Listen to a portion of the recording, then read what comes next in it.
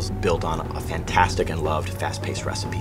It's got the fantastic multiplayer gameplay that our fans expect, a rich new universe, a solo campaign, and a phenomenally exciting new mechanic in the game called Build and Battle, a system that allows players to build structures dynamically on the fly and make the battlefield play the way they want to play at that time.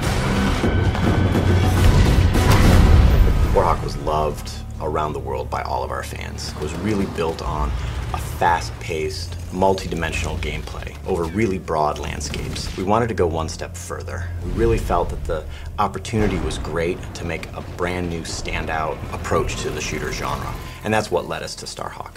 In Starhawk, the universe is in the future, in the distant reaches of the galaxy, a place we call the Frontier, a set of human colonies that have been built up over a number of years, really kind of fueled by what we call the Rush, kind of our gold rush analog for rift energy. As these rifters, which is our short term for rift miners, were mining rift energy, they found that it was incredibly potent. But exposure to rift energy causes them to become infected. The rift energy permeates their body, their mind, their skeleton, and they end up becoming enraged, hell-bent to protect the rifts from the rifters. And that's one of the factions in our game, the Outcast. And they form these roaming war bands that go from corner to corner in the Frontier, all the distant colonies. And really, that's at the heart of the conflict in our game. We didn't want it to just be two factions. We wanted there to be a face, a character that in our now included single-player campaign that would really connect with players. That's where our character Emmett Graves comes in. He and his brother, a family operation, had a rift claim out in a distant planet. You know, as is unfortunate and common in the Frontier, an outcast warband rolled in and destroyed their extractor, and the rig exploded. As what happens with exposure to rift energy, both brothers were directly exposed. Now, of course, their gearman, Sidney Cutter, who was up in the dropship above, saw all of this happen. Yeah, this is what happens when those mangy creatures take over. It's a shame, I tell you. Cutter was able to modify some of his equipment to create this regulator device, and this horrible procedure implanted it directly into Emmett's spine. It's almost a curse. It's incredibly painful for Emmett.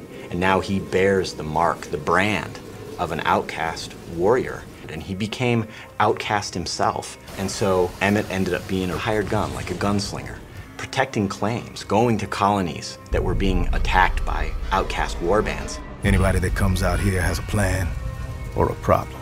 I came back with both.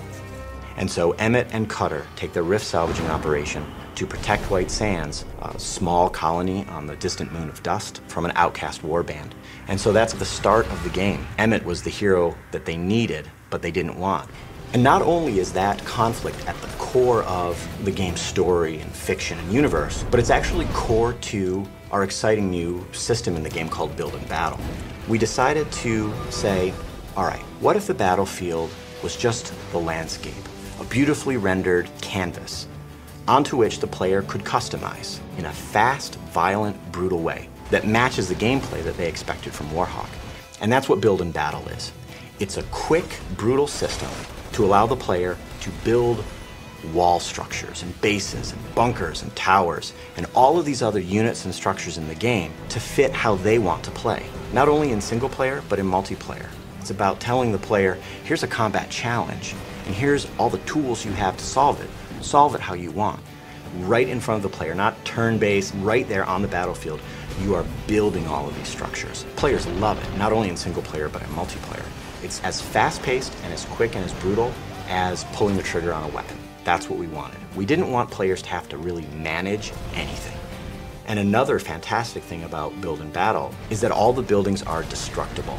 And the firefights evolve from there. Buildings are destroyed, buildings are rebuilt. That freedom, that potential gameplay takes the great multiplayer recipe we had from Warhawk and just extends it.